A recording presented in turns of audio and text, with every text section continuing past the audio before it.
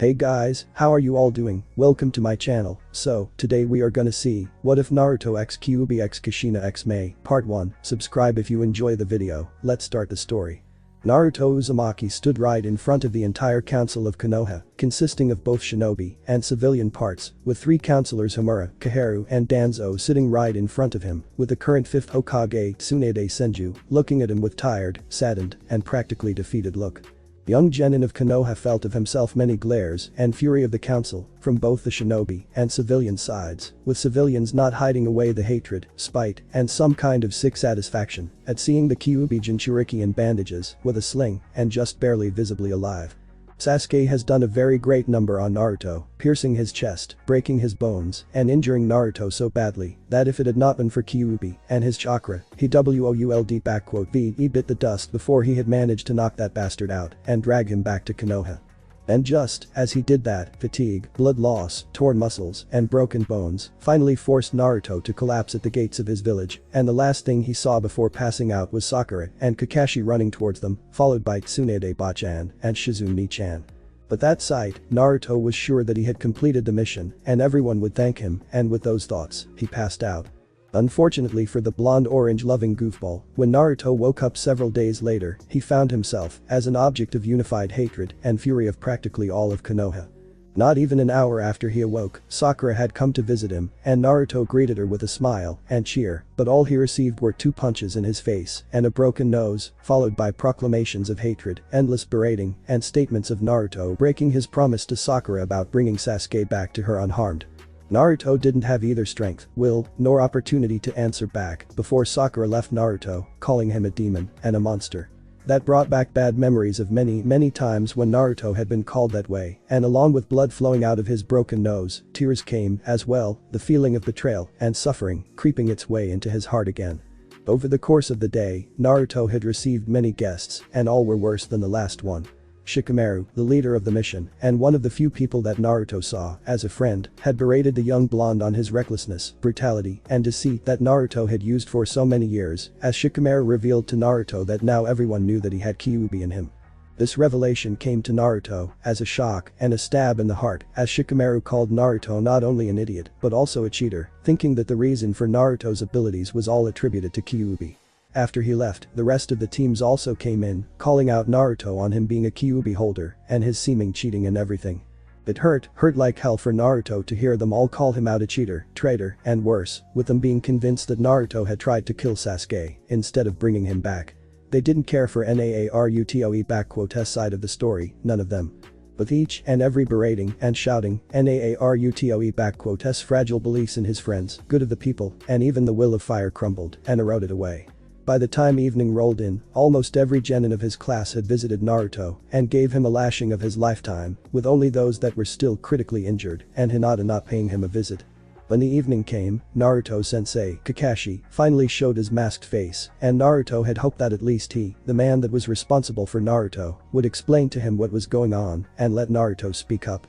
But alas, Naruto's heart sank even further and his beliefs were shattered when Kakashi, with a tone of disappointment and harshness, told Naruto how he was disappointed with Naruto, stating to him that his mission was to bring Sasuke back unharmed, yet Naruto seemingly went out of his way to lash out on him, all because of the petty rivalry.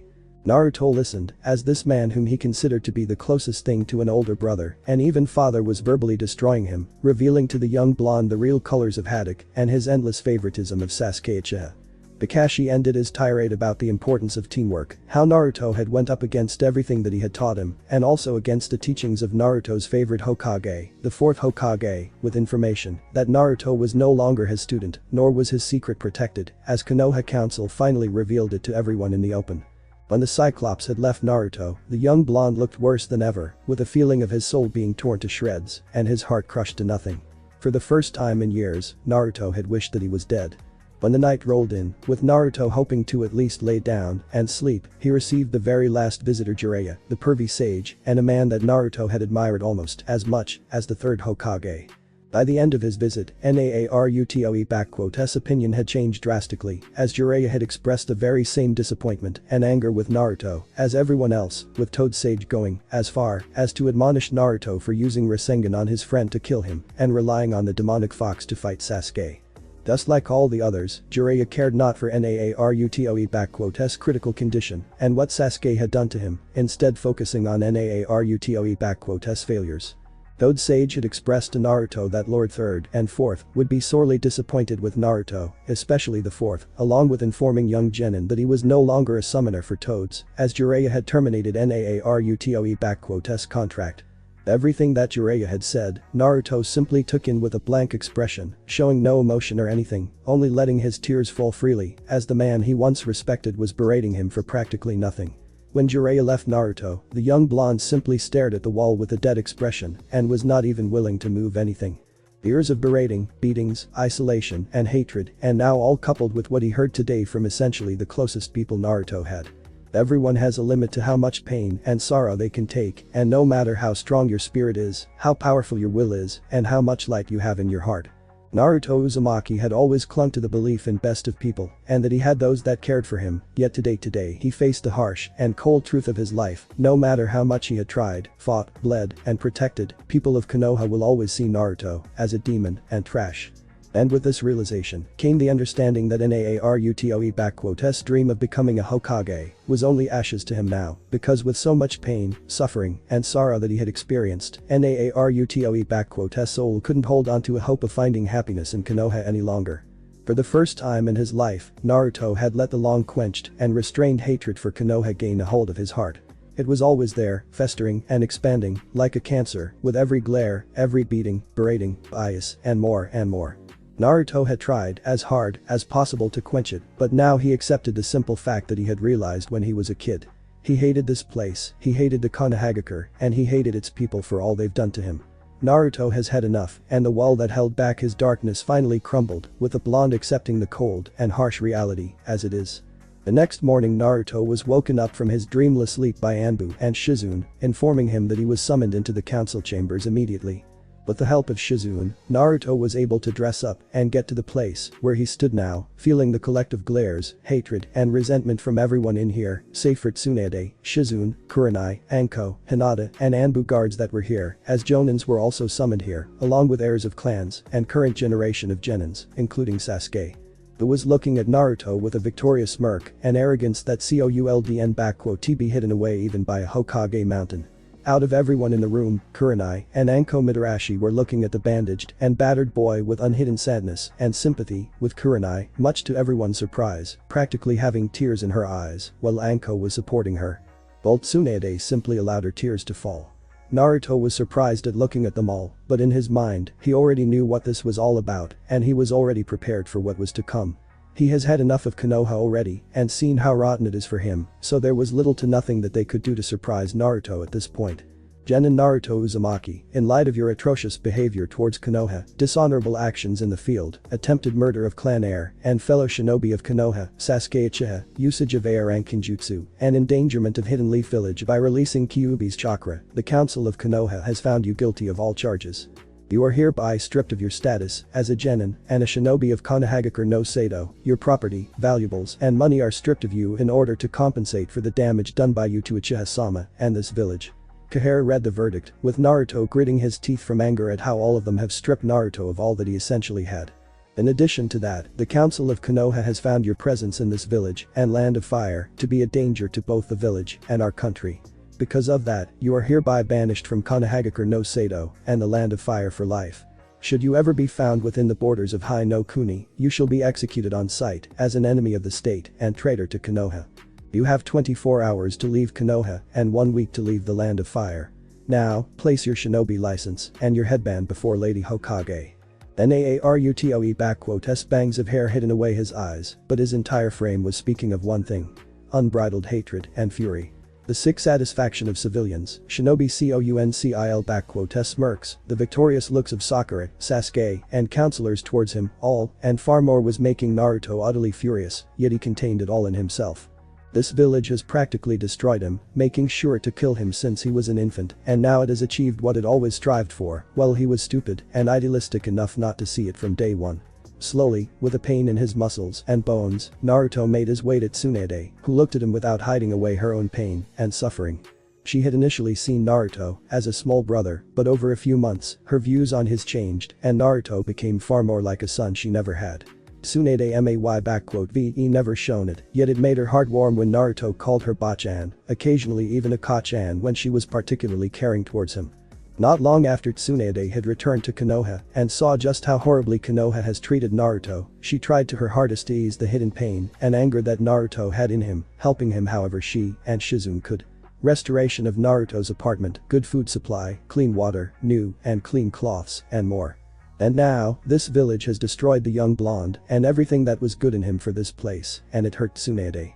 Hurt even worse when she had lost Dan and even Nawaki, as to her, Naruto was her son and she was the one to fail him. As she was absent, tending to Naruto's injuries, council took this as a golden opportunity and used it to the fullest, doing its best to exile and destroy Naruto, taking away everything that he had, all right under Tsunaada's nose.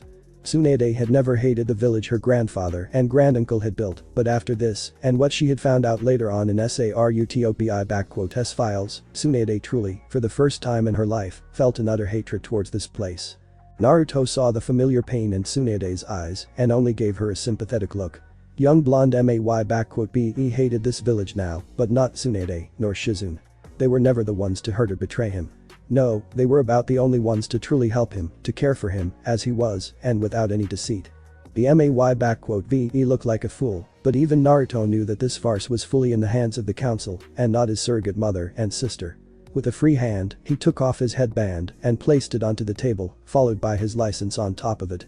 When Homura was about to reach it with her hand and a sickeningly satisfied look, Naruto slashed a kunai right into both of them, piercing the symbol of the village and his license, surprising and shocking everyone as kunai went right through both objects and table, earning him even more heated glares. Before anyone had a chance to say anything, Naruto finally spoke up. "Good riddance," was all that he said, with a voice filled with coldness, hatred and resentment, one that was completely foreign to everyone's ears, with Kurenai, Anko, and Shizune breaking down at those words, while Naruto wobbled away from the chambers, not caring for the insults thrown towards him by his former friends and others. Naruto. Right when Naruto was about to leave the building, he was stopped by the voice of Tsunade, making him turn around and see her coming towards him. "And Naruto, I am so sorry, TB. Naruto simply stated to Tsunade, surprising her a little. "You and Shizune Nichan had nothing to do with it, I know. The council, civilians, shinobi, advisors, I long knew that they wanted to get rid of me, I was just stupid enough not to accept it. I'm actually surprised they've even allowed me to live, I was ready to meet the executioner's blade, to be frank with you." "Naruto, don't say it like that. It's not like you." Tsunade practically shouted at him in shock. "I know that what happened here was harsh and it was utterly atrocious, but don't let it get to you. I will overrule them and they'll regret ever doing such a thing to you and I'll be back in no time."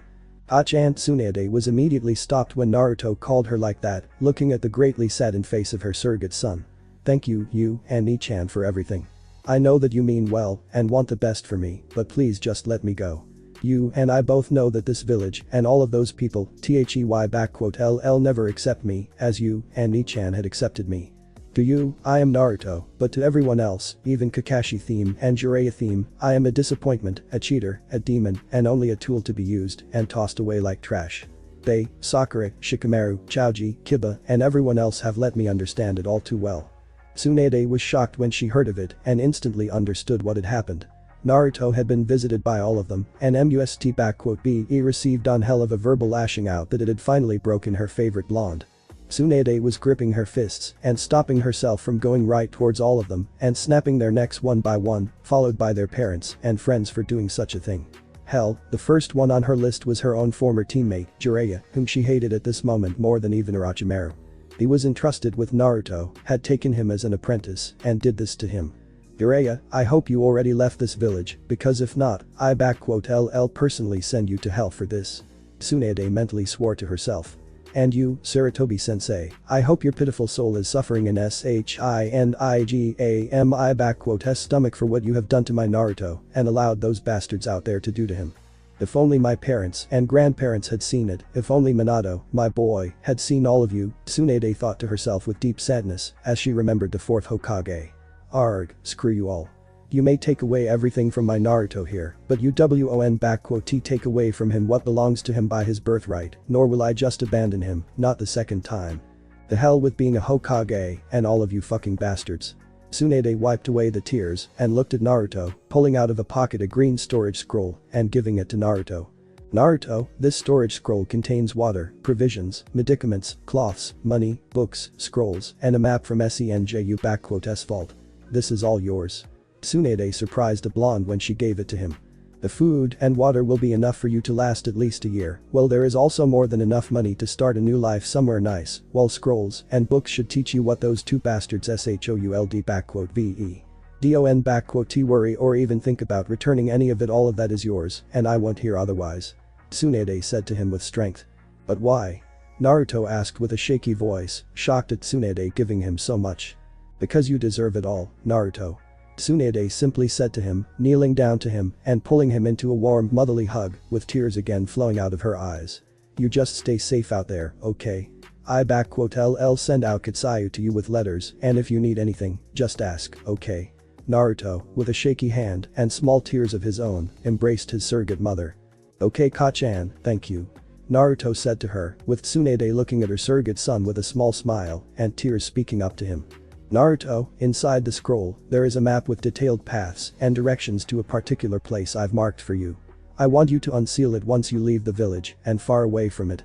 Tsunade instructed him. When you are feeling well enough, travel to the place marked there. And what is that place? Naruto asked Tsunade. It is the Uzashigakure, the land of whirlpools, an ancestral home of Clan Uzumaki, your clan, and clan of your mother, and my grandmother. Naruto looked at Tsunade with wide eyes. The place may been reduced to rubble and ruins by Iwa, Kiri, and Kumo many years ago, but they failed to destroy what is hidden away there. The legacy of Uzumaki and Senju clans. And I entrust it all to you, Naruto. Use it how you see fit.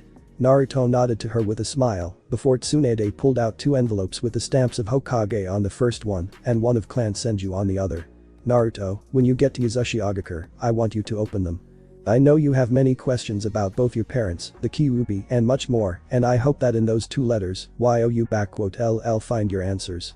I am sorry, I wish I could tell you all you wish to hear, I really do, but. It's okay, Ka-chan, I get it. Naruto smiled at her, hugging her one more time before parting with her. I think I will be on my way now. I don't want to spend any more time here than I already have, and I don't want to give them all another chance at lashing out at me. Can you say goodbye to Shizune-chan? Of course, I'll even send her to you from time to time with Kitsayu. Tsunade smiled at him. Take care of yourself, Naruto. I will, and I am sorry, Ka-chan. Naruto said to Tsunade, surprising her. I know how bad this village has treated you and your family, and I am sorry for forcing you to come here. Don't be sorry for that, Naruto. Tsunade said to him. Worry, as long as am Hokage, I'll keep those bastards away from you so that they don't get any ideas about getting you back. You just find yourself a life of your own and be happy, really happy, you hear me? Promise me to be happy, okay, Sachi. Naruto was shocked when he heard the woman that had been like a mother to him acknowledge him as her son, before eagerly nodding to her and smiling with tears to her. Good, now go. And I'm hoping for good news in at least 3 years. What good news, Ka-chan? Naruto was confused. Oh, for the love of about you getting yourself a wife and kids, Tsunade practically shouted at him, shocking Naruto. I want to have grandkids to spoil rotten and send you with Uzumaki get back without new members, you hear me? Yes, Ka-chan. Naruto almost winced when she shouted at him, but then he felt the warmth of Tsunaada's embrace and how she kissed his forehead. Goodbye Naruto. Go and live a happy life. Tsunade smiled at him as Naruto parted away from her and exited the building. Anbu. Hokage shouted as 10 of Anbu shinobi appeared before her. Nico, Okami, I'll escort Naruto out of the village and protect him while he leaves the land of fire. Anyone who will try to attack him is to be executed, no exceptions. Make sure that he gets to Uzashigakure safely. Yes, Lady Hokage, as you wish. Both Nico and her partner Akami responded with clear eagerness and enthusiasm, already leaving to do their duty. Lady Hokage, is it wise that Boar had tried to speak up, but he was met with a powerful glare from Tsunade and his comrades from Anbu. What will council and advisors say? The fucking hell what LL Sayer suggest, I am a damn Hokage, and I VE had damn enough of their scheming bitching. Tsunade responded to them. Seru, find that traitorous frog of a pervert and get him in my office in 5 minutes. If he resists or refuses, then do whatever is needed to get him safe from lethal force. Lady Hokage, a personal request, if I may. Seru, a female Anbu clearly from Sarutobi clan. Can I at least break his leg or a rib? I promise he will be in a coherent state upon delivery. Seru, I've already said to you. If he resists, do whatever is needed to get him safe from lethal force. Tsunade could have sworn she saw in Sarah's eyes a murderous gleam, though she COULDN T fault Anbu. If anyone is killing that bastard, that's gonna be me. Tora, Taka, you are now on surveillance of Sasuke Uchiha. He tries to even get close to any of the gates or shows any signs of leaving, I authorize you to detain him with extreme prejudice and send him to prison, got it? With pleasure, Lady Hokage. Both responded, feeling especially vindictive for the young blonde whose suffering they witnessed today, leaving already. The rest of you, carry on, as you were. The rest of the Anbu nodded and disappeared, with Tsunade seeing Kakashi and Haruno Sakura already coming to see her. Haddock, Haruno, what do you two want, and be quick about it. Lady Hokage, I wish to ask you to train my genin Sakura Haruno as a medical nin, since Kakashi had begun with his usual eye smile, but he was immediately shut down. Denied. I will never train this disgrace of a kunoichi in the arts of medicine and surgery, never in my entire life. Tsunade harshly and mercilessly replied, shocking Kakashi and Sakura. But, Lady Hokage, I have perfect control of chakra and my grades were at the top of the class, and Kakashi-sensei Sakura tried to defend her position, but Tsunade didn't give her any room for argument. And I am your Hokage, Haruno, and if I say no, then it stands, period. And, as for you two, and that precious Uchiha of yours, your Team 7 will now be on D-rank missions for the entirety of the next 6 months, half of your earnings will be exempt from you in favor of the Konoha orphanage, while Sasuke Uchiha's earnings will be only 1/5 from the missions. Additionally, you are prohibited from entering the next 2 Chunin exams. And, as for you, Kakashi, all of your earnings from those D ranks and your next 20 C ranks, because you will only stick to them from now on, will be sent to orphanage, understood? Tsunade gave them the death glare, shocking them. Lady Hokage, you can't just. I can, and I already did, Haddock, so shut it. And if you think the council will be able to overrule me, think again. Suggest you spend this time teaching your genin some actual training instead of those teamwork exercises, because Sakura Haruno is now on month of probation due to her poor record as a shinobi. If within the said month she does not improve her skills, I LL personally boot her out of the shinobi program and deny any appellations about return. And until the probation is over, no other shinobi of any specialization will give her any training. The criteria for completion of the test I LL give you later, Haddock, so you best get to work, because if she fails, then I will consider it as evidence of your incompetence as a Jonin shinobi, and there will be a suitable punishment for this for you. As for your favorite Uchiha, I LL be placing a special traitor mark upon him, so as to make sure that pathetic excuse for shinobi does not escape again, and if he does, you know what will happen with him, DON_TU. Lady Tsunade, you are taking this too far. What could have caused my team to suffer such uncalled for punishments? Kakashi asked Tsunade, genuinely shocked at hearing this, knowing full well just what a special traitor mark means in shinobi world. Their blatant bias, favoritism, and also your inadequate work as Jonin, shinobi, and self-proclaimed best student of 4th Hokage, Haddock. Had you really cared for Minato teachings and followed him, you would have known by now that YOU sullied his memory and legacy in the worst possible way. Now, get out of my sight. Tsunade roared at them, making the two scatter away from her, while her thoughts were once again with her surrogate son. Take good care of yourself, Naruto. And I hope you are watching over him, Minato. I am very sorry I have failed you, and I hope you'll forgive me, my boy.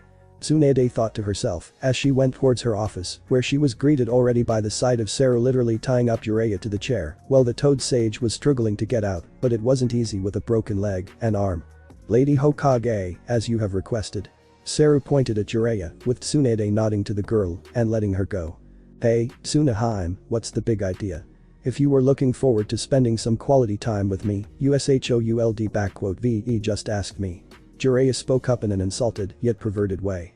Just tie me down and WE_LL. Jiraiya, I am tired of all those hints of yours.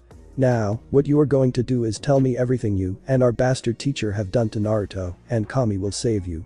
If you try to sway your way around, I will make you wish you died, understand? Tsuneade cracked her fists and was ready to make her former teammates suffer.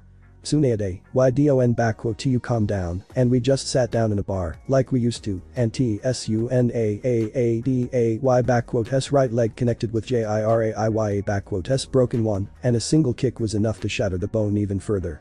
Fine. Okay, ll talk, just t. Talk, and best pray to your toads t kill you afterwards. Tsuneade threatened him with full seriousness. 7 years later. Land of Waves.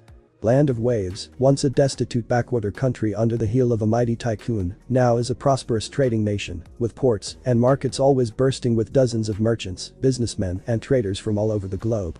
In all of the elemental nations, there is no better trading hub than this nation, no better place to buy something at the best price and quality.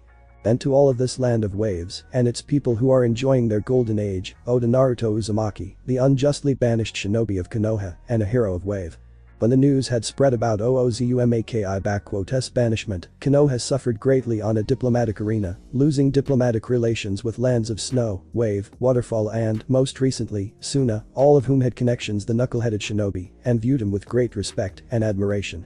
Especially sensitive and painful was the diplomatic blow from Suna, which had managed to regain and greatly strengthen its position after the failed invasion and manipulations of Orochimaru.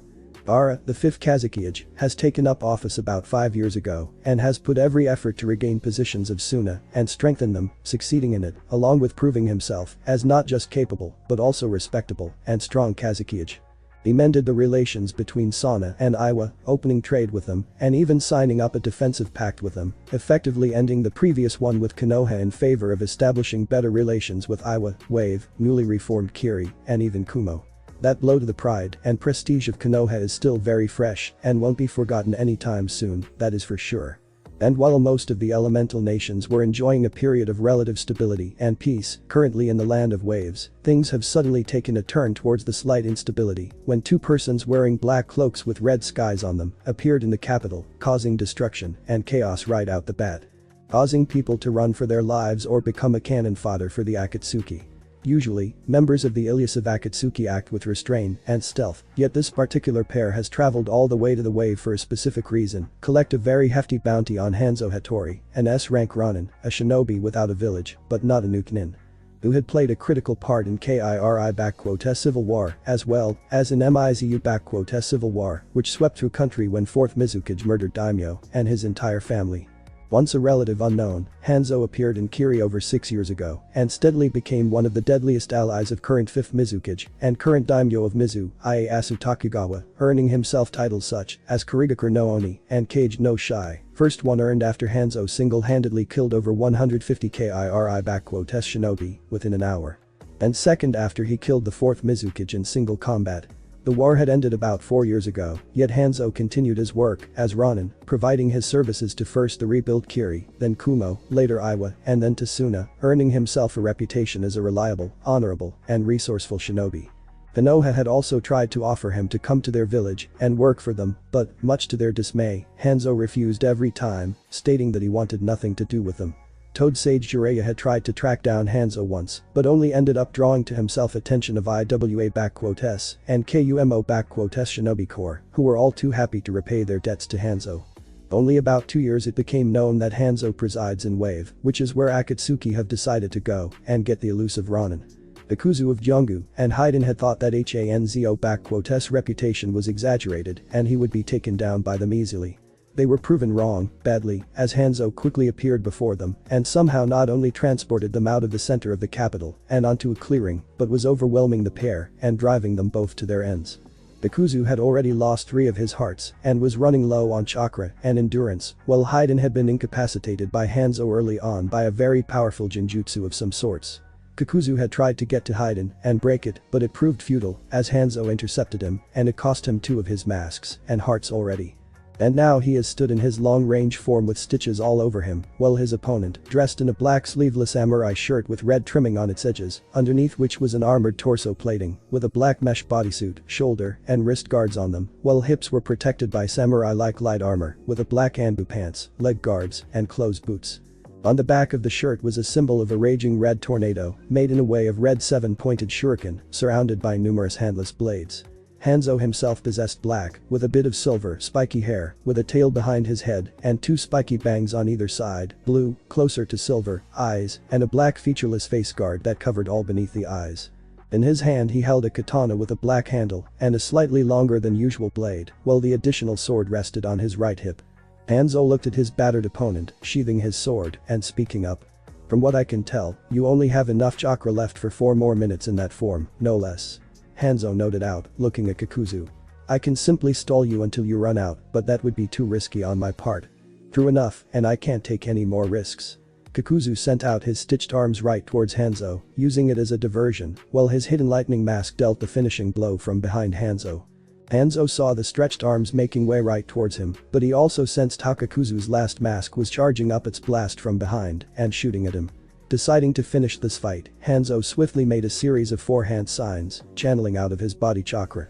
"Blind style. Rasengan." Hanzo mentally said to himself as the wind particles, charged up with his chakra, began to spin around him, forming a dome of lightning-fast microscopic blades that shredded Kakuzu's arms and stitches into nothing, along with protecting Hanzo from the lightning blast of Kakuzu's mask. The mortal bounty hunter roared in utter pain as his arms were destroyed and he lost any ability to cast his dot as the dome of Rasengan dissipated. Hanzo turned his attention to the last mask of Kakuzu, disappearing out of sight for a second and reappearing right in front of it, followed by a quick series of signs, charging up his chakra. "Blind style. K's no Yaba." And from Hanzo's palms flew out invisible small discs of wind, swiftly striking the lightning mask and shattering it, with the rest of its stitches falling apart. Hanzo turned his attention towards Kakuzu, who was already trying to escape from seemingly unbeatable opponent, literally running in the opposite direction from him. "Damn it, I haven't been so soundly beaten since Hashirama Senju nearly killed me. That Hanzo is nothing like the Amikage one. It's like I was fighting Itachi Uchiha without Sharingan, but with Kisame endless supply of chakra and speed of 4th Hokage, damn it." Kakuzu thought to himself as he ran past his still entranced partner, leaving him to his fate. "I need to inform the leader that we might have a serious problem with Kakuzu's train of thought having been stopped when he suddenly saw Hanzo standing right in front of him and charging what seemed like a spinning ball of pure chakra with fire coursing through it. "Should ear on when you have the chance, bounty hunter. Fire style. Rasengan." Hanzo simply said as threw the flaming ball of chakra at Kakuzu. Once the sphere had connected with Kakuzu, it immediately expanded around Kakuzu, engulfing him and burning away all that there was of him and everything there was in a radius of 2 meters, including grass, leaves, trees, and even stones and ground, like a small miniature sun, in honor of which it was named. Once it had dissipated, Hanzo let out a sigh, seeing only the glass floor where once was Kakuzu and nothing more. "One down, 1 more to go." Hanzo simply said to himself, moving towards Haiden, who still stood immobilized, with only his face giving away the twitches and microspasms, with his 3-bladed scythe laying down. "Another one of Jashin fanatics like I haven't had enough of you in Mizu no Kuni." Hanzo, in a swift motion, grabs his left katana and easily, with the speed of a lightning, slashes Haiden's head off of him, breaking his genjutsu and letting the dismantled body fall onto the ground. "What the fucking shit piss did you do to me, you cocksucking bitch?" Haiden immediately shouted at Hanzo, seeing his head laying on the ground and his body near him. "Do you know what I LL do to you when I get my hands on you, you motherfucker? No, because you have a chance." Hanzo took out of his shirt a black featureless scroll and opened it up, revealing a very accurate and strong sealing encryption on it, making a series of one-handed seals. "Uzumaki secret Fuinjutsu. Demonic void prison." And, as Hanzo said that, a black demonic hand reached out of the scroll and grabbed a hold of Haiden's head, pulling it inside of the scroll, with the symbol of Oni appearing in the center of a circle after the sealing was complete, before Hanzo closed the scroll and put a powerful protection seal upon it, so as to prevent its opening. Taking away the scroll, Hanzo let out a sigh that carried a bit of tiredness in it, as well it been a relatively favorable fight on his part, it was still a tough one nonetheless, especially considering that those two were from the Akatsuki. He was counting himself lucky today that he faced off against Kakuzu and Haiden, who had long managed to establish themselves a fearsome reputation in the underworld and all across the elemental nations. It is always easier to fight off against the enemies that are famous, since their abilities are known at least in scarce details, and those two weren't the stealthiest lot, so Hanzo, knowing that he would eventually become a target of the Akatsuki, prepared himself for an occasion. Still, he was extremely lucky that they not only were among the weaker Akatsuki, but also underestimated him, badly. However, while he may won this match, their appearance here means only one thing for him and his family. There others, and next time they'll probably send someone of a better skill, much better. Hanzo thought to himself as he made a series of hand signs. Fire style. Enden. With that, he spit out of his mouth a flame of blue fire and engulfed with it the body of Haiden, standing over it and watching how the dismembered corpse turned to ashes and never to return. Considering that a single Ronin has managed to kill both Akatsuki members at the same time, they will most certainly send those that are the most proficient and dangerous to deal with. And since I don't know who is at their top yet, I can only prepare for the arrival of Itachi and kiss him, and either of the two could easily kill Kakuzu and Haiden, so it won't be a walk in the park with them, especially not with Itachi. And worst of all this. LL have to move out of here, and soon. Hanzo let out a second sigh, knowing full well what a pain it's going to be for him and his family now. Well, point standing around here. The girls must be going crazy with worrying out at home. And with that said, Hanzo disappeared in a flash of black and red. Hanzo's house. Appearing in front of a two-flowered wooden house, a relatively modern-looking one, but not an excessive or too expensive-looking one either, Hanzo removed the face guard off of him and went straight to the door. Opening it up, Hanzo was immediately greeted by the sight of two women, both looking ready for a fight, but immediately relaxing at seeing him. The first one was a young beautiful-looking blonde woman with long blonde hair flowing freely, dark eyes and red lipstick, wearing a short-sleeved black and purple blouse and black pants, both of which had a design similar to clouds on them. The young woman relaxed, seeing her husband, as her nails shrunk back and two blue flaming tails disappeared, smiling with relief at him. The second woman had long bright red hair and large pupilless eyes. She wore an elaborate high-collared white kimono with the Uzushiogakure symbol on the back of the obi, which was tied around her waist. Her hair was bright red, long and spiky, and reached to her waist behind her. She too had calmed down and went straight ahead to hug her husband, along with the blonde woman, speaking up. "You're here," she simply said to him, but with care and love in her voice. "You should have let us both go with you, and who would have stayed to look after the house after Yusaka and Masamune Kurama?" He asked of his first wife, Kurama, or otherwise known as Kyuubi no Yoko, who stood in her human form, which she modeled after her first host, Mito Uzumaki, whom Kurama greatly respected, loved, and admired. "Have killed me if something happened to either of them, and you know it. Still, leaving us out here in the dark, spoke up Yujito Nai, a former Kunoichi of Kumagakure and Jinchuriki of Nibi, declared long dead after her own battle with the Akatsuki 4 years ago, but saved by the man who holds her now. We could have left Matatabi with them and gone with you." "Woo, you talk like that, Yugi-chan. I too was worried sick for our Naru-kun here and wouldn't leave him out, but kids are also important."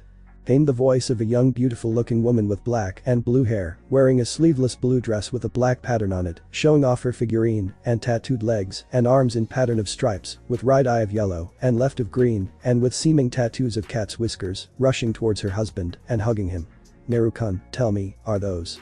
"Yes, Mada-chan, they are gone, and they won't hurt either of us here, nor our children," said Naruto Uzumaki, once a former shinobi of Konohagakure, a Jinchuriki of Kyuubi, and betrayed by the very people he swore to protect, now known to most of the world as Hanzo Hattori, husband to two Bijuu, and another former Jinchuriki, father to two children, and one of world's strongest and most dangerous shinobi. And let them, never.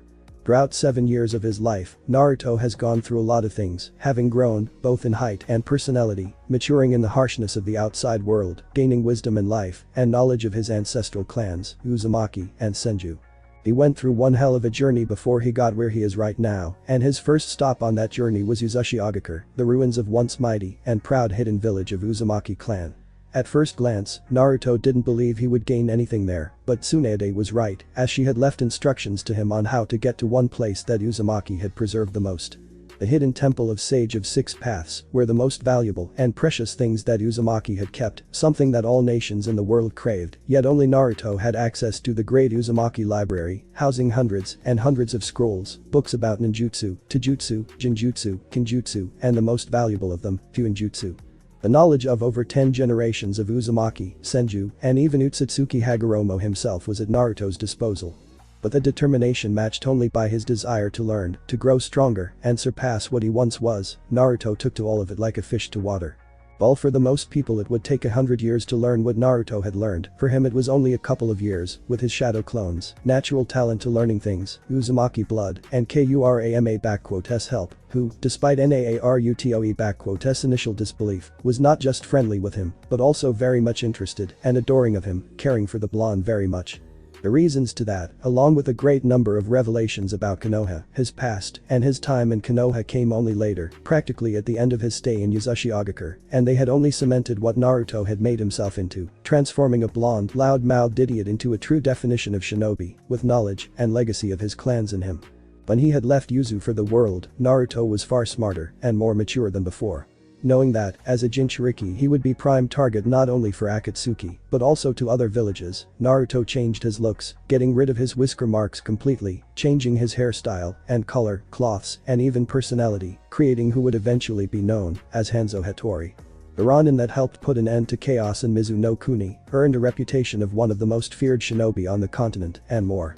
Naruto didn't think he would end up becoming who he is now, but he was glad that he did, as he helped put an end to 4th Mizukage and his reign of terror, with Ieyasu Tokugawa unified the collapsing nation, saved the 3rd Tsuchikage from an assassination by Han, a fellow Jinchuriki that went rogue, gave Gaara peace with Shukaku, through modifying his seal to the same level as Naruto. And not to mention many various things he has done to Kumo, Iwa, Suna, Kiri, and others. But probably the most important things in his life that he had achieved were falling in love with Kurama, Yujito, and Matatabi, and fathering Yasaka, his, and Kurama-S daughter, and Masamune, his, and Yugito-S son. But the absolutely extensive knowledge on Fuinjutsu from Uzumaki, texts of the Sage of the Six Paths, and medical colossal knowledge of Mito Uzumaki and Hashirama Senju, Naruto had found a way to let Kurama be free without dying. He freed her from her prison, but he is still connected with her nonetheless, capable of drawing her chakra through the link they share. By the time it happened, he and Kurama had long fallen for one another, and Kitsune didn't hesitate to marry her former jailer, taking a form closest to her spirit and fancy. Soon after that, Naruto and Kurama had rescued Yujito from Kakuzu and Haiden, and the former Kunoichi of Kumo stayed with them, for she was badly injured and considered dead. Soon after she recovered, the former Konoha grew on her and she fell for him, as did her own tailed beast, Matatabi. It was awkward at first for Naruto, but he accepted them as well, and so, after freeing Matatabi, they became one big family that soon grew in number, with Kurama giving birth to Yusaka and Yujito giving life to Masamune. The fact that Kurama was pregnant was a shock to all, including her, but it would seem when Sage of Six Paths gave birth to tailed beasts, he granted them the ability to become humans at will, and it came with the possibility of giving births to children. Never in her life had Kurama been happier than when, with the help of Tsunade, she delivered Yusaka and held her tiny baby in arms, with tears of happiness. Mama. Papa. Just as Naruto had thought of, a voice of a 4-year-old little girl dressed in a yellow and black kimono, with golden eyes and long golden hair, came down from her room, followed closely by a little 3-year-old boy with short blonde hair, eyes blue, and dressed in a blue shirt and white pants, looking at their parents. Are the bad people gone? Isaka asked innocently, with Kurama moving to her, while Yujito went to her son, both kissing and comforting them. Yes, my little Kitsune, they are gone, and won't hurt either mommy or daddy, or your little brother. Naruto said to Yusaka, going to her and Masamune, kissing their foreheads. Now, let's see what your mommies have cooked up for us, shall we? The evening. Just as the children had gone to sleep, Naruto and his wives came together in the guest room, knowing that they needed to discuss something very important. They didn't want to scare kids, so they waited until they were asleep. And now, when there was no one to interrupt them, Kurama decided to begin. We all knew that this would have happened eventually. Kurama said evenly. Akatsuki are starting to move, and it's clear that we are their target.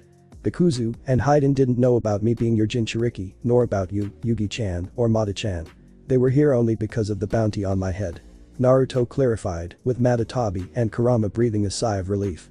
But, now that both of them are dead, I imagine Akatsuki will send their best after me. After all, there is a guy who had single-handedly killed 2 of their members. Had I been them, I wouldn't let it slide that easily, and considering they know where we are, it'll only be a matter of time before they come here with big guns. As strong as all of us are, I do not want to take any chances, especially with our kids lives on the line. Me neither, I shudder at the thought of something happening to Mach Hunter Yusaka-chan, Yujito agreed.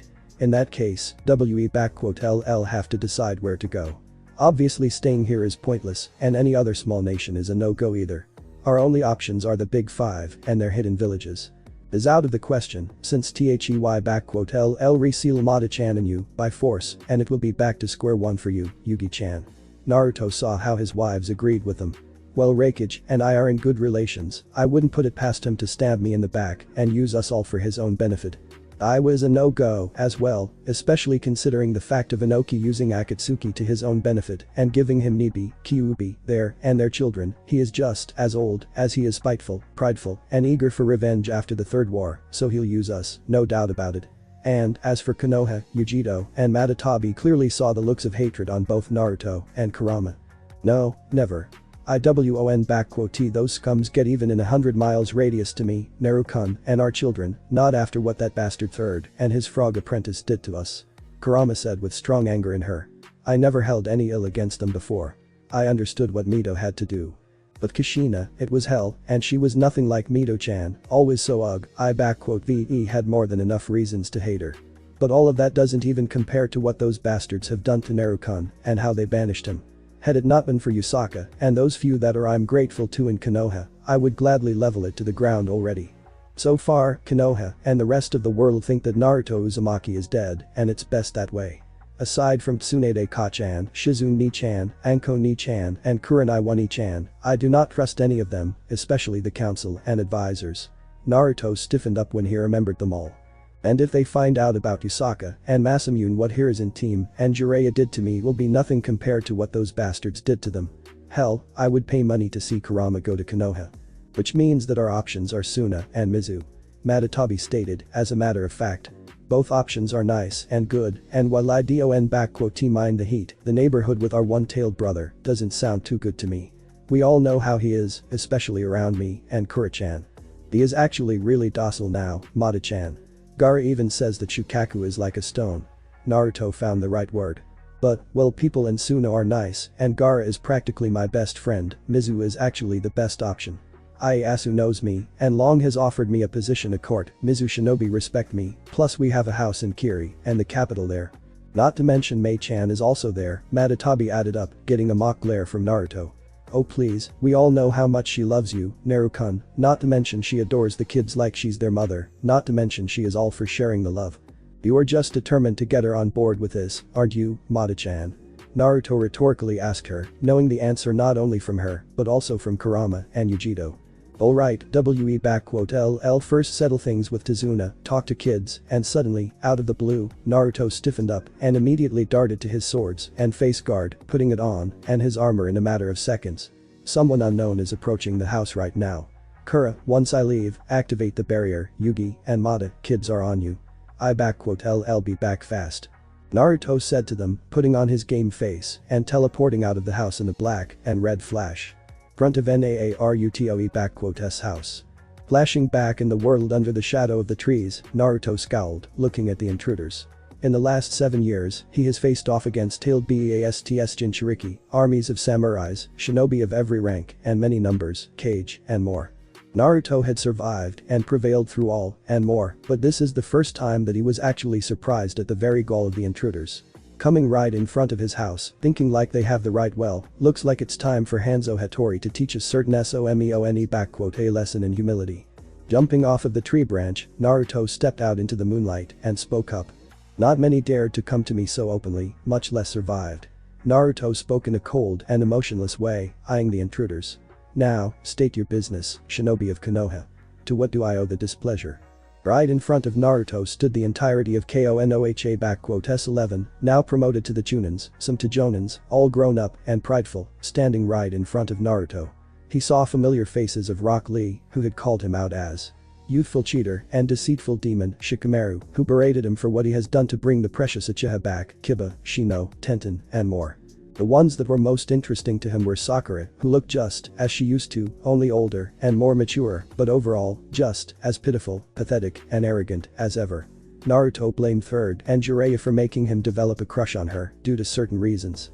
And the next one who was interesting to Naruto was the man himself, Sasuke Uchiha, fully grown, sporting the same duck butt haircut, but now with a special traitor mark displayed on his right side of the face. Not only a leash, but also a brand, the mark to everyone, that this man had betrayed S village, and everyone must know it. And if he ever decides to do it again, he won't live long enough to regret it. Along with the former genins, Naruto saw their former jonins, scowling at Guy, Asuma, and especially Kakashi. Only Kurenai, the only person here whom Naruto was actually happy to see and wished to only talk to her in private yet.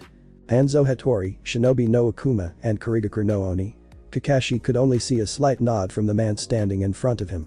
You have made quite the reputation for yourself. The man that has massacred the clans of Oda, Saito, and over 100 shinobi in 1 hour.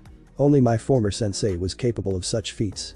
Fourth Hokage was a true shinobi no kami of his time. I have contempt for shinobi no Akuma. Now, what do you want, Konoha? I do not like to do business with you, so be quick. Naruto placed his hand on his sword, seeing how most of the former genins already went into a fighting stance and even a genjutsu was sent his way. Word of advice, Haruno. Pitiful genjutsu like yours will only aggravate me more. You have 3 minutes to state your business and get out of here. Or what? You honestly don't expect to defeat all of us here on your own? Kiba boasted loudly, with Akamaru barking up in agreement. You may be famous and all, but there's no way you can take me down. 2 minutes and counting. Naruto simply stated, not fazed by the threat. Kiba, silence yourself, we are not here to fight. Kurenai glared right at him, turning back to Hanzo Hattori. Hanzo-san, we come here not to fight, but to negotiate. Our Hokage, Lady Tsunade Senju, and the Council of Konoha wish to make contact with you and invite you and anyone you wish to bring with you to no Sado. There is a dangerous group known as Akatsuki, all S-rank, want-tailed beasts. One of them is Itachi Uchiha, the man that massacred his own clan. Naruto took a small moniker of pleasure at seeing the scowl on Sasuke's face. Heard of them, met them, fought, and killed a couple of them most recently. Naruto saw the shock on their faces. Your perverted frog isn T the only one who has been doing their homework. You want my help in taking care of them, but why should I even bother? As far as I know, your Jinchuriki has long died, so, technically, you are in no danger. That is where you are wrong, Hanzo-san. Naruto heard a new voice and saw how through the crowd of genins stepped a red-haired woman with violet eyes, dressed in a jonin uniform and with an Uzumaki family sword on her hip. Out of sheer sight of her, Naruto scowls and barely restrains himself. My name is Kushina Uzumaki and my son, Menma Namikaze, is the Jinchuriki of Kyuubi and I ask you to help me protect him. Spoke up Kushina Uzumaki, the woman that had given birth to Naruto and abandoned him in favor of his twin brother, Menma Namikaze. Once, Naruto had dreamt of several things to have as an orphan. They weren't as grandiose or audacious as one would think of him, no. Before he dreamt of being a Hokage, he wanted something that he had longed for throughout the entirety of his life. And that was to have a family, to be loved and cared for, to have parents that support and protect you throughout your childhood and guide you to adulthood. Every orphan dreams of it and Naruto was no different, longing for having a family, parents, and being loved and cared for. To be rid of the constant loneliness, to feel the warmth of mother's embrace, to be proud of a father praising him. Yet, Naruto was devoid of it all, never to feel it. And it wasn't his choice, not by any means, since this was the decision made by the very woman that stood right in front of him, the woman that had given him birth and was supposed to have nurtured and protected him in this world. But instead, she abandoned him in favor of his twin brother, leaving him out in the cold, harsh, and unforgiving Konohagakure no Sado, to be used as its Jinchuriki, manipulated, used, and practically destroyed, as a breathing feeling human being not just by its council and Danzo, but also third Hokage and his only loyal apprentice Jiraiya. And all of that, all the torment, suffering, loneliness, and more, it all started with Kushina Uzumaki abandoning her firstborn son and never looking back. It would surprise many, but Naruto had long known about his mother and twin brother for over 7 years to be precise. It was an utter shock for him to read from Tsunaada's letters about his origins, his real parents, and what had happened to him. Finding out that Naruto was not only the son of Minato Namikaze, but also of Kushina Uzumaki, and that she purposefully abandoned him was not just hard, it was an absolute nightmare for Naruto, especially considering the reason as to why Kushina had done so. And that reason had made Naruto truly hateful and resentful of any notion that such a woman had given birth to him and his father, Minato Namikaze, fourth Hokage and one of the greatest shinobi in history, had ever fallen in love with her. According to Kurama, who had maintained her constant control over her second half sealed in Menma, Kushina, delusional after the attack of the masked man, childbirth, and release of Kyuubi, had for some reason believed that her husband's sealing worked wrong on Naruto. She didn't even properly examine the seal on him, already believing that her husband had not just sealed inside of Naruto half of Kyuubi's power, but also Kyuubi's soul, and that it had taken over Naruto's body. Granted, it was partial truth, as Naruto did end up with the soul of Kurama in him, but she had never tried to control him, and, according to her, his father's seal wouldn't even let her pump out any of her chakra, even in minuscule levels, unless Naruto needed it. But to Kushina, a sealing mistress of Uzumaki herself, her firstborn son was lost, and she simply threw him away from herself, leaving the Konoha for Fire Capital to train and raise her only true son, Menma. When Naruto had first found out about it, he was livid, absolutely furious, and had even lost control over himself, resulting in him pumping out more and more of Kurama's chakra, going so far as to literally allow S chakra to take over him. He WOULD destroyed the island of Yuzu and unleashed Kurama out had he not been stopped by someone he did not expect to meet. Flashback. 7 years and 4 months ago. Naruto's mindscape. Naruto. Stop this. If you pull any more of my chakra, YOU die. Please, Naruto-kun, calm down. Kurama was desperately pleading for her host and poor soul to stop what he was doing, but it was all for naught, and the giant fox was forced to look from her cage how the walls of Naruto's mind and seal were getting destroyed. That woman abandoned alone, I will kill her. Naruto roared inhumanly, more and more chakra of Kurama being unleashed in the real world, and his body already transformed into a vessel of red chakra with foxtails starting to come out. Naruto, please, I beg you. Kurama was looking how her host was about to lose his life, and even though with the destruction of this seal she would be free, she did not wish to witness her first friend death. Damn you, Kushina. Naruto, stop this, or you will. Naruto, that is enough. Suddenly, a new voice came from the folds of Naruto's mind, snapping his mental projection out of his rage for a second. That split second was more than enough for the newcomer to appear right in front of Naruto and push him away from the cage as he was about to rip away the seal. Naruto stumbled and fell down into the water, anger and rage leaving his eyes and mind in an instant as shock and surprise came over. He looked upwards to see a young blonde man with sky blue eyes and spiky hair, dressed in a white haori and Jonin uniform, standing over him, extending his hand. It didn't take any time at all for Naruto to immediately recognize who that man really was. Fourth Hokage Dad. Naruto looked up in awe as Minato Namikaze, fourth Hokage of Konoha and father to Naruto, smiled at him. But how and why? When I sealed the half of Kyuubi's chakra in you and the other one in Menma, I had also split my chakra evenly between you, sealing it as a failsafe in case one of you ever were to unleash Kyuubi or the seal to be broken externally. Minato explained as Naruto shyly accepted his hand, rising up from the waters. In your anger, Naruto, you've begun to unleash more and more chakra of Kyuubi. If you hadn't stopped, you would have died, son. I had tried to stop him, Yondaime, but your damn seal prevented me from that, so I am blaming you on this part. Kurama complained loudly at the man, making him turn to face the giant fox. He praised your work here, Minato, but after what Naruto had gone through, I would much rather rip you to shreds, along with that cursed woman and your teacher. Do you even know what they've put Naruto-kun through and what your predecessor had done to him? Because I'll be more than happy to explain it all in great detail. Kurama roared in fury at the man that sealed her, but Minato didn't flinch even a little bit. You don't have to tell me about it, Kyuubi. I know what they have done. Minato said to Kyuubi and Naruto, shocking them both. I've watched through Naruto's eyes and witnessed it all firsthand, and it is part of the reason why I am here now, Naruto. Minato turned to face his son, a saddened look on his face, and apologetic eyes were seen by the young blonde. Naruto, I know what you have been put through, all about it, and even more than you think. And, while, as a Hokage, I may try and understand that what had happened to you was necessary, but, as your father, a loyal shinobi of Konoha, and a human being, I do not see any excuses for what they had done to you. And all because of the choice I had to make, my son. And for that, I ask for your forgiveness. I have no excuses to offer, only the truth. Dad. What do you mean by all this? Naruto asked him, with Minato answering him. Naruto, when you were born and I had to seal away the Kyuubi, I had a few moments left in the world and I asked Kushina to look after both you and your little brother. I also had wished for Hiruzen to inform my mother about you and your brother so that she may help raise you, but right after I had passed away your mother had decided to abandon you, convinced in her grief, sorrow, and delusions that Kyuubi here had taken over your body and that my sealing didn't work properly, has decided to leave you in Konoha. Minato told his son with sorrow and a great deal of disappointment in his voice.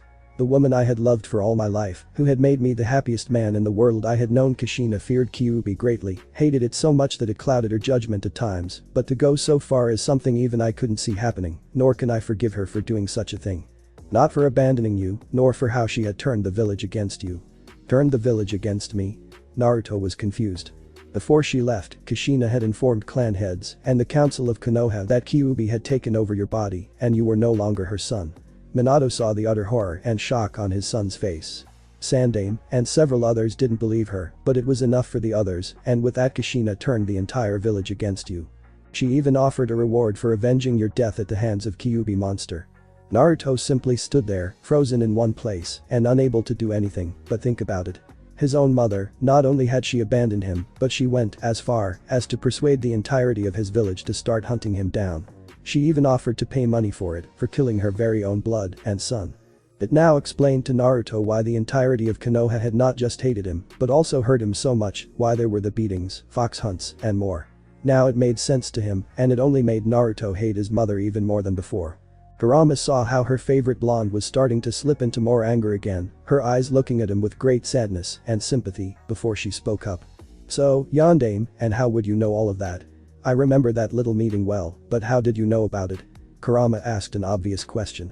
Kyuubi, I thought out of all the Biju you were the most intelligent and intellectual, or were Mito Oozumaki notes wrong? Minato smirked a little when he saw Khyuupi look of surprise.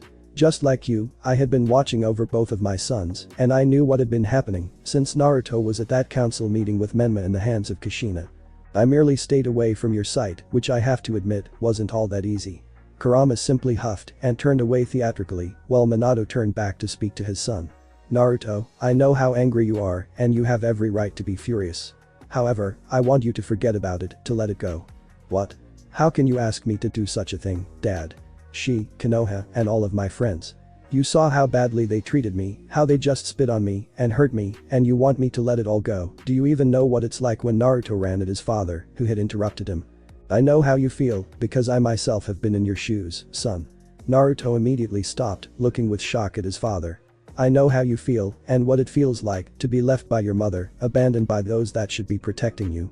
Believe me, Naruto, I know how it feels like, because I had gone through it myself when I was your age, when I found who my parents really were. You mean wait, you said that your mother had sent me here and the letter Naruto had finally put the dots together. Bachan. Yeah, my mother, Tsunade Senju, had also abandoned me when I was an infant. Minato confirmed what Tsunade had written to Naruto. Not long after my father's death, she left me in the orphanage and disappeared. I only learned the truth when I was your age from Jiraiya, and I was furious, angrier than I had ever been.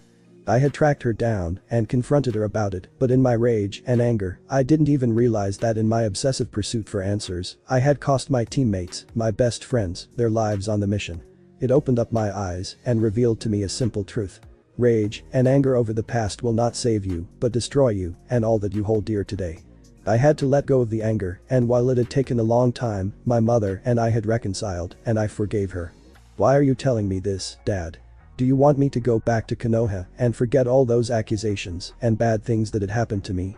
To be the same happy-go-lucky dope they all see me as? I have been banished, and if I return, I am a dead man walking then. Naruto shouted at him, with Minato taking it all in. No, Naruto, I am not asking you about that.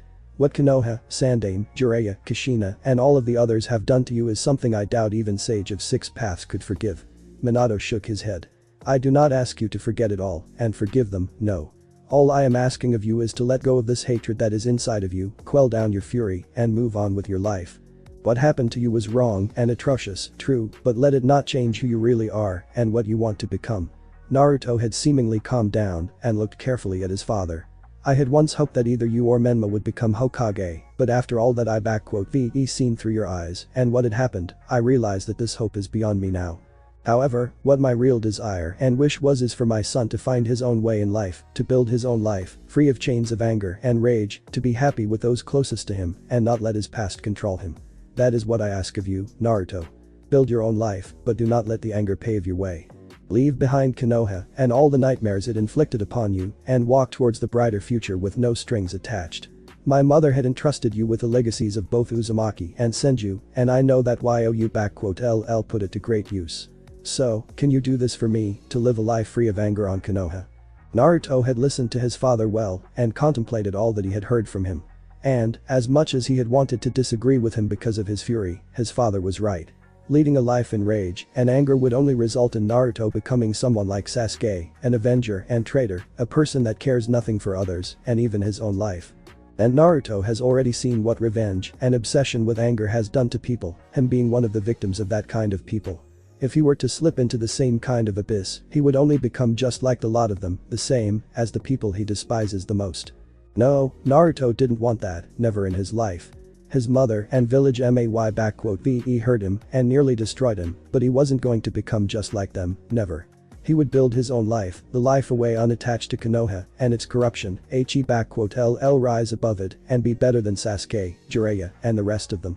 If it comes the time when Konoha comes to confront him, face them and show them that he is a far better person than the rest of them and a much greater shinobi than all of them.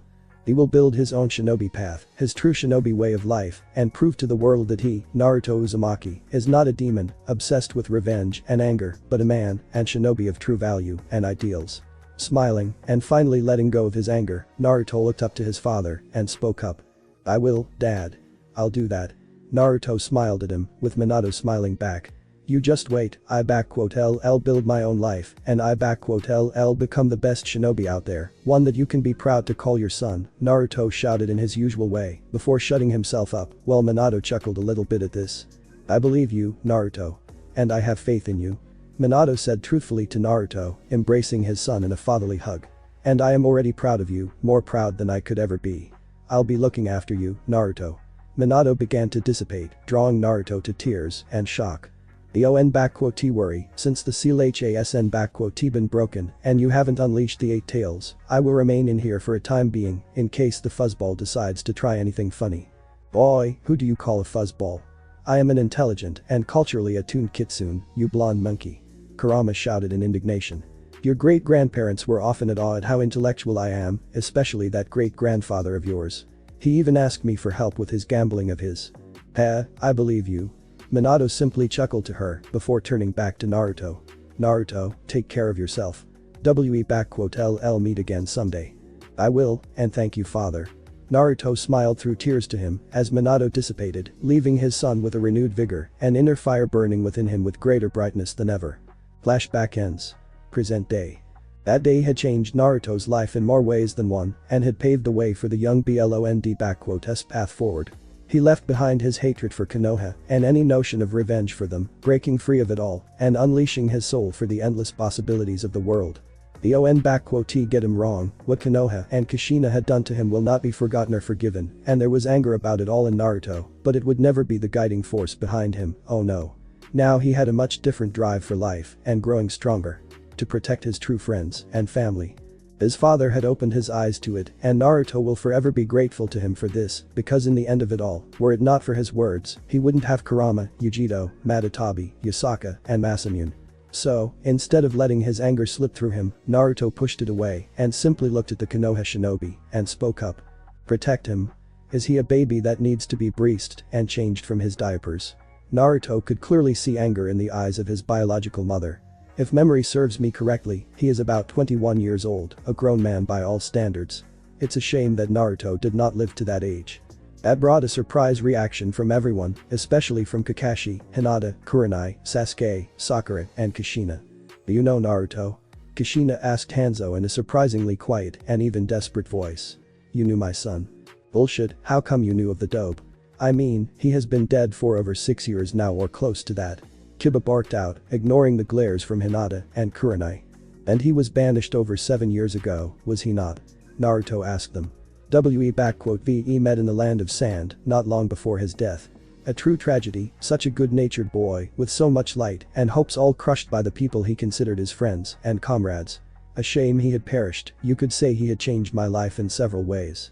Naruto saw several looks of sadness from Kushina, Kurenai, Hinata, and some looks of shame from the others, while the rest weren't taken by all of this.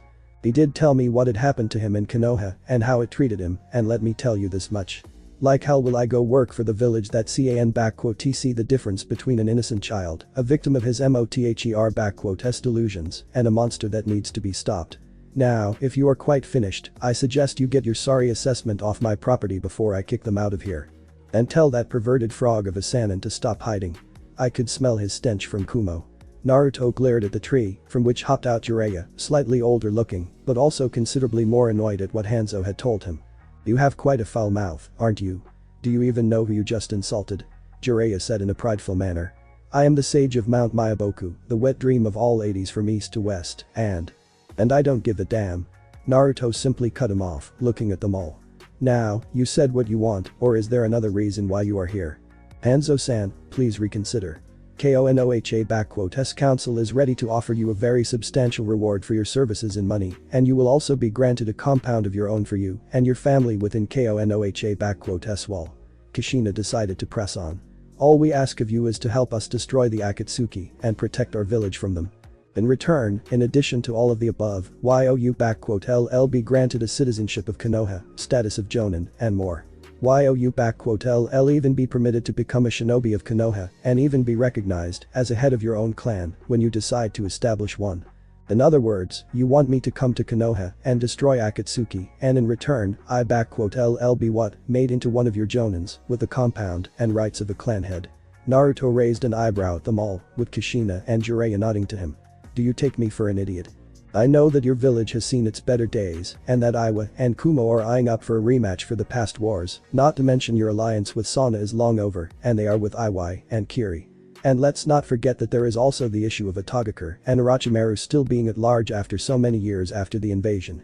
Even with all the clans, talented shinobi, Sanins, former and current Jinchuriki of Kyuubi, Konoha doesn't stand a chance if all those forces decided to descend upon you all. And your solution to this problem? Start recruiting Ronins, shinobi without a crime record, and any allegiances to other villages, mercenaries, and hired blades, people that have seen blood and tasted war. And right at the top of that list is me, the man with a list of killed enemies, ranging from a tyrant Oda Nobunaga to Jinchuriki of Five Tails, and his beast. None of the Konoha shinobi had retorted otherwise, knowing that all of what Hanzo Hattori had said was true. Konoha really was in a desperate position, having lost not only one of its Jinchuriki, but now being literally surrounded from all sides by its enemies, all eyeing up for a rematch. According to Anbu intelligence, a new war might happen in between 2 to 4 years from now on, and Konoha desperately needs to regain its prestige and power. Having lost almost the entirety of Uchiha clan had greatly diminished the power of Konoha initially, and even if Sasuke were to breed with women now, Konoha wouldn't have any Sharingan users capable of fighting anytime soon, not in 12 years at minimum. They needed strong and powerful shinobi now, and no matter how talented and promising TODAY generations were, nothing beat an experienced veteran of war and battles. And out of everyone out there, Hanzo was at the top of the list, with skill set, experience, expertise, and proficiency in so many areas of shinobi arts that he was seen as a second coming of Tobirama Senju no less. If he were to join Konoha, Iwa and Kumo would immediately back down, and Suna with Kiri would be far more open to negotiations, given the fact of Hanzo's close ties with Mizukage and Kazekage. And all the while Hanzo talked, Hinata Hyuga looked very closely at the man, unable to turn her gaze away from him. She couldn't explain it in any way, but something seemed strangely familiar and so close to her that she couldn't even put her mind to it. It was like Hinata was looking at the closest person from her past that suddenly appeared, only he looked completely and utterly different from before, but the feelings it was just as if she was once again looking at him. Putting a little faith in her heart and feelings, she activated her Byakugan and looked closely at Hanzo. Hyuga clan was known for their ability to see chakra clearly, but also to remember its signature, its uniqueness, and distinguish it from all the others. And now, Hinata, who had spent years looking and following her love, the boy that gave her the courage to go forward, widened her eyes to see his chakra, and words escaped her lips. She couldn't believe her own eyes, as her Naruto Uzumaki stood right in front of them all. Naruto-kun, those words had drawn universal attention from everyone, with looks of confusion and surprise on everyone, including Hanzo. Naruto-kun, it really is you are Olive, and you are here, you are Hanzo Hattori. Had Naruto not mastered the ability to control his emotions, he VE widened his eyes at this, while all of KONOHA shinobi were flabbergasted at what Hinata had said just now. What? Naruto is Hanzo Hinata, what are you blabbering about? How can that dead monster be the man that stands right here? Sakura shrieked at Hinata statement. Naruto Baka had those messy blonde hair, that hideous orange jumpsuit, and couldn't sit idly for a bloody second. Hell, had he been Naruto, he wouldn't have thought twice and asked me for a date, for crying out loud. Yeah, I have to agree with Sakura on this one, Hinata. Naruto was a total idiot, and this guy looks much more like someone who knows his stuff. Tenten added up, looking at Hanzo. Heck, that guy has the specially crafted Ronin armor from Tetsu no Kuni on him and 2 chakra katanas on him. Our Naruto didn't even know how to use a kunai properly. Wow, I know I was bad, but that was just cold, Tenten. Naruto thought to himself for a second before turning his gaze back to Hinata. Still, I should have remembered that those of Hyuga clan are capable of identifying a shinobi by his chakra signature, and given the fact of Hinata observing me for years, she must be been able to recognize me. Damn it, let's hope that Niji doesn't get any ideas, or Akamaru here recognize me by scent. Oh no. Tenten, I wouldn't be so sure, to be honest with you. Shikamaru suddenly spoke up. Clan Hyuga is known for their Byakugan, and through it they can identify anyone whom they know, even if he has changed his looks. And we all know that Hinata here has spent a long time looking at Naruto, so. Pardon me, but do you realize that I am still here? Naruto drew back their attention. I don't know if this is all about me being your dead friend or something, but here is my final word. Get out of here, or Akatsuki will be the last thing you worry about here. Hanzo already put his hand upon the blade, and everyone got into the fighting position again. No, please, Naruto-kun. Hinata had tried to plead to him, but she was cut off by him. For the love of girl, you are mistaken. I am not your. It really is you, Naruto. Suddenly, came the voice of Niji Hyuga, his Byakugan showing fully, as he looked at Naruto. Hinata-sama is correct. The man before us is Naruto Uzumaki, not Hanzo Hattori. During the Chunin exams, I memorized your chakra signature, and I could never forget it, so don't try to deny it, Naruto. This statement immediately had brought out a look of shock from everyone, as they all turned to face the man in question. Kurenai, Kushina, Hinata, and even Jiraiya with Kakashi were looking at Naruto with hopeful eyes, bordering that of desperation, while Kiba, Sasuke, Rock Lee, Neji, Sakura, and Ino had the eyes of dangerous curiosity and disgust. The others simply adopted the look of seriousness and were expecting to see whatever was underneath the face guard. Naruto looked at them with narrowed eyes for a little bit before sighing, understanding that they wouldn't get off his ass if he satisfy their curiosity, and even then they wouldn't stop. But, if they really wanted to proceed down that way, they were welcome to try, considering that he was still legally banished and couldn't return under the threat of death. For once, he was actually glad that the Council of Konoha had done as it did. Pulling his hand away from the blade, he raised it up to his face guard and pulled it down. Everyone looked in shock and surprise at seeing the new face of their former comrade and now banished Konoha shinobi. No longer any fatness was visible upon it, whiskers were gone without a trace, while sharpness was visible on Naruto's face. It was no longer the face of an idiotic knuckle-headed blonde Naruto Uzumaki, but a face of a truly grown-up handsome man and a shinobi that could put to shame many. While not verbally, mentally Tenten, Ino, and even Sakura had to admit that this new look of Naruto was not just good, but dashing and gorgeous, even if they would never publicly say it. Sasuke, Kiba, Neji, Rock Lee, Sakura, and Tenten looked with shock, but also with the immediate scowl, followed by Asuma and Might Guy. The looks of shock and surprise came over the faces of Kushina, Jiraiya, Hinata, and most prominently, Kurenai, who couldn't even hold back her tears at seeing him. Deciding to finally break the silence, Naruto spoke up. Neji, just for the clarification. Hanzo Hattori is Naruto Uzumaki. I didn't impersonate him, but created him from scratch, though now I'm starting to think I was a bit too good at this. Naruto simply looked at his former comrades, friends, and mother with an impassive look. Now, I would say that it has been a long time, but really, I wish I didn't have to see most of you here for another 2 lifetimes. And some of you I would really like to give a piece of my mind and steal for what they had done to me. Naruto said, gazing at Kushina, Kakashi, Jiraiya, Sasuke, and Sakura in particular.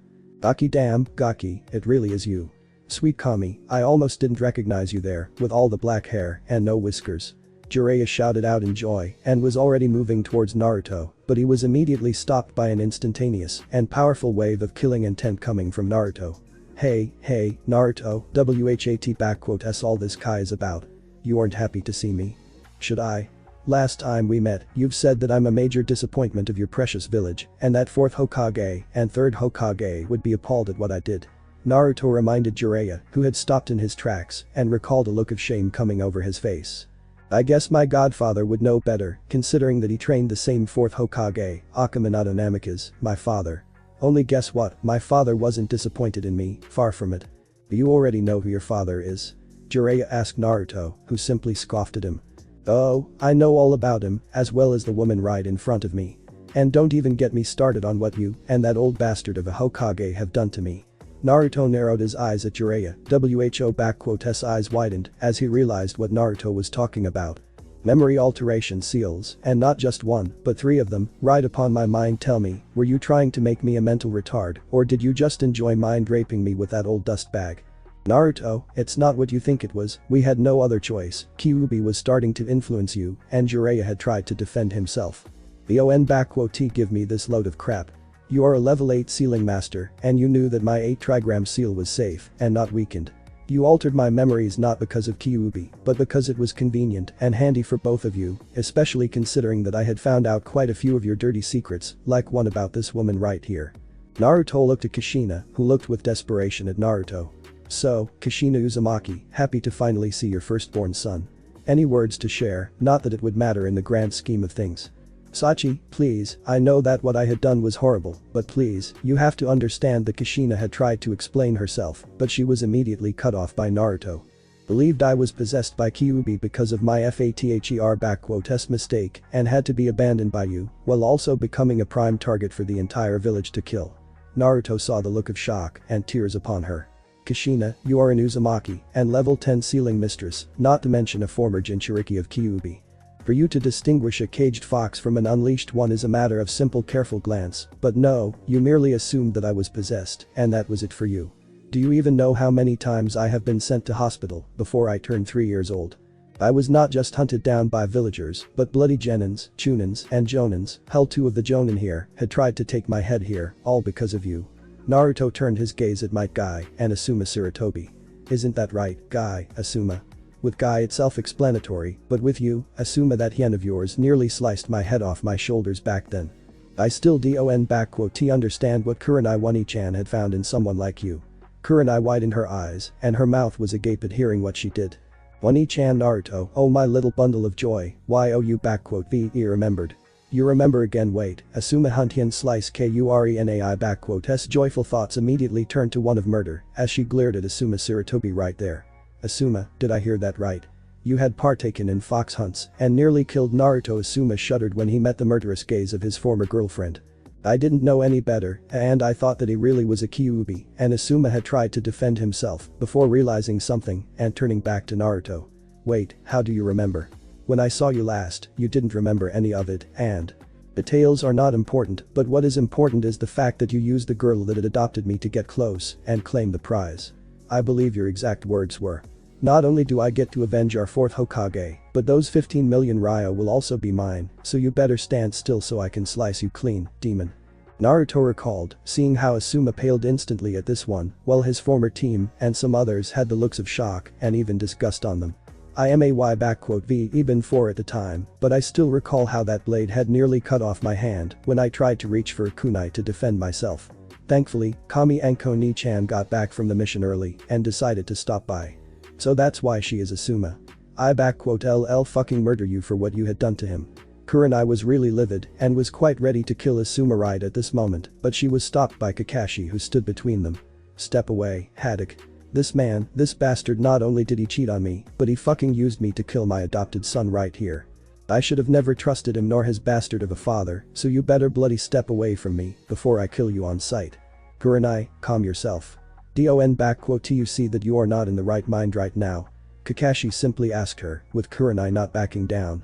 Dai-sensei, is what Naruto says. Is this true? You really tried to kill him? Tenten asked in shock, realizing just what a horrible thing her sensei had tried to do. Yes, Tenten. It is true. Guy admitted, shocking most around him. There was a time when I tried to end the youthful existence of a demon within the walls of our youthful village. For he was plaguing the shinobi and civilians alike with deception and deceit, and, as a youthful beautiful green beast of Konoha, it was my duty to end its existence before it had plagued even more people. I said in his usual manner. And I had nearly succeeded had the fox not unleashed his youthful foul power and drawn attention from the corrupted Anbu. But I swore upon Forth grave and my own honor that I would eventually end this monster, one way or another, for I am the youthful green beast of Konoha, Might Guy. Oh, Guy-sensei, you are absolutely right. Naruto had always used foul play and cheated, so he must be a true youthful demon. Let us vanquish him together, and if I fail I shall do 10,000 push-ups with just one pinky and 100 laps around the land of fire. Rock Lee immediately agreed with his sensei, which drew shocked expressions from Tenten, Kurenai, Hinata, and some others. Well, if you wish, I welcome you two to try. Only why you LL have to be running those laps in hell, Lee, because if you attack me, I LL be more than happy to send you straight in there. Naruto warned him and the others, turning to Kurenai. And Kurenai Wani-chan, well I would enjoy killing this guy right here, best not to do it. I wouldn't want to see you or Anko Ni-chan becoming Nukenin for no good reason. Better if I take his head off, if you do not mind. Won't be the first Sarutobi I've killed, nor the first Konoha shinobi. Naruto let out a dry chuckle, seeing the shock and a bit of fear in the eyes of his former comrades. Naruto, had I not known you, I assumed you were threatening us here.